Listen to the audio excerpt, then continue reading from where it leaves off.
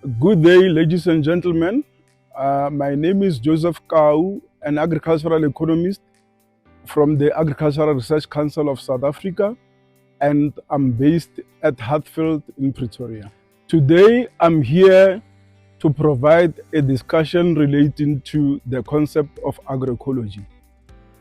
The Food Agriculture Organization of the United Nations defines agroecology as an integrated approach that applies ecological, social, and economic principles to the design and management of production systems.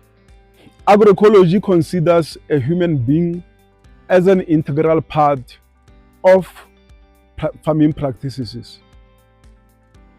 The high-level panel of experts of the United Nations codified 13 principles with which it uses to evaluate if agricultural enterprises are aligning to the principles of agroecology.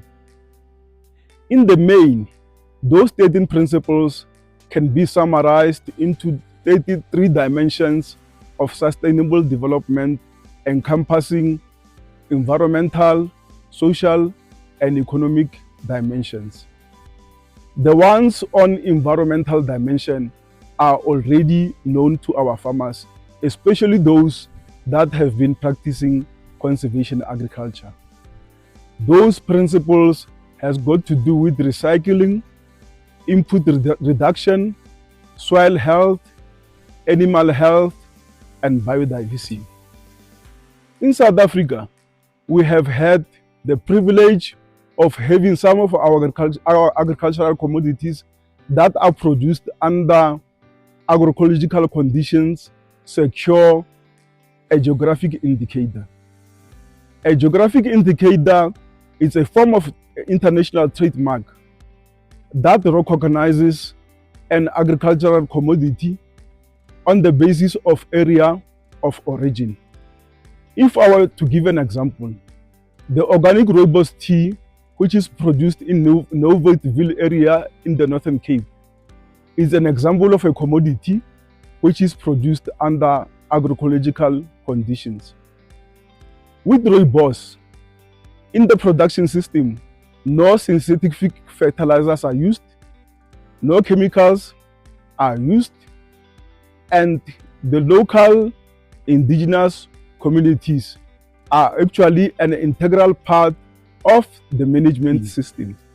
In the process of commercialization and marketing, if the cooperative realizes profits and there are dividends realized from the sale of rooibos tea, the farmers that are involved in the cooperative are also given dividends, and they are also benefiting from the proceeds of the profit. I would further like to give further examples as to how agroecology relates to heritage. And it is even befitting that we speak about agroecology during the month of September, which is our Heritage Month. Just to reflect on how agroecology resonates well with the celebrations of the Heritage Month, we need to recall and look back into history. Back in history, our forefathers, they used to practice agroecology, but they were not aware that they were practicing agroecology. In fact, they were practicing agroecology in default. If we could recall, our forefathers used to practice what we call integrated farming system, whereby they will produce vegetables, field crops, fruit commodities, chickens, and animals in an integrated manner, whereby they will use the animal waste, they will use the cattle dung as an organic compost for fertilizing their crops. During that era, there was minimal disturbance of the soil because the kind of mechanization that was used back in the days, it was not destructive like the one that is being used in modern days. One important aspect that we need to consider so far as the historical patterns of farming are concerned is the fact that most of the practices were happening under small-scale conditions.